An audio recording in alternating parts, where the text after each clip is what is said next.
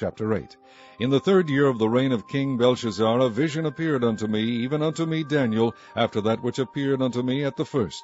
And I saw in a vision, and it came to pass when I saw that I was at Shushan in the palace, which is in the province of Elam. And I saw in a vision, and I was by the river Ulai. Then I lifted up mine eyes and saw, and behold, there stood before the river a ram which had 2 horns, and the 2 horns were high, but one was higher than the other, and the higher came up last. I saw the ram pushing westward and northward and southward, so that no beast might stand before him, neither was there any that could deliver out of his hand. But he did according to his will, and became great. And as I was considering, behold, an he-goat came from the west on the face of the whole earth, and touched not the ground. And the goat had a notable horn between his eyes. And he came to the ram that had 2 horns, which I had seen standing before the river, and ran unto him in the fury of his power. And I saw him come close unto the ram, and he was moved with choler against him, and smote the ram, and brake his 2 horns. And there was no power in the ram to stand before him, but he cast him down to the ground, and stamped upon him. And there was none that could deliver the ram out of his hand. Therefore the he-goat waxed very great, and when he was strong, the great horn was broken, and for it came up 4 notable ones toward the 4 winds of heaven. And out of one of them came forth a little horn, which waxed exceeding great, toward the south, and toward the east, and toward the pleasant land. And it waxed great even to the host of heaven, and it cast down some of the host, and of the stars to the ground, and stamped upon them.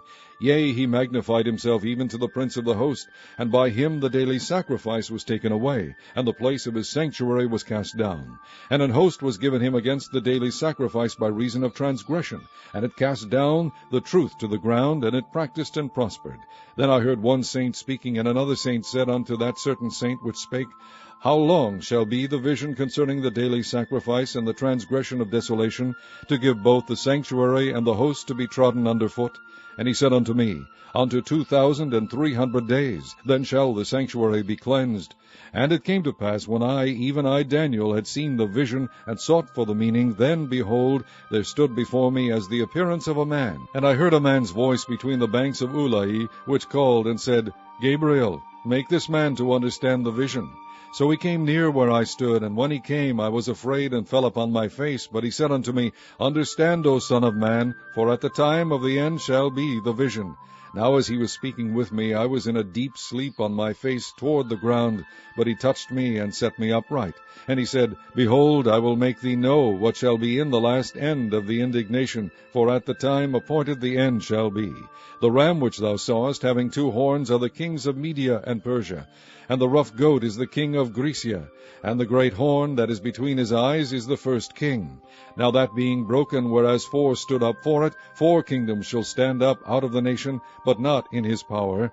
And in the latter time of their kingdom, when the transgression are come to the full, a king of fierce countenance and understanding dark sentences shall stand up, and his power shall be mighty, but not by his own power, and he shall destroy wonderfully, and shall prosper and practice, and shall destroy the mighty and the holy people. And through his policy also he shall cause craft to prosper in his hand, and he shall magnify himself in his heart, and by peace shall destroy many. He shall also stand up against the prince of princes, but he shall be broken without hand. And the vision of the evening and the morning which was told is true. Wherefore shut thou up the vision, for it shall be for many days. And I, Daniel, fainted, and was sick certain days. Afterward I rose up, and did the king's business, and I was astonished at the vision, but none understood it.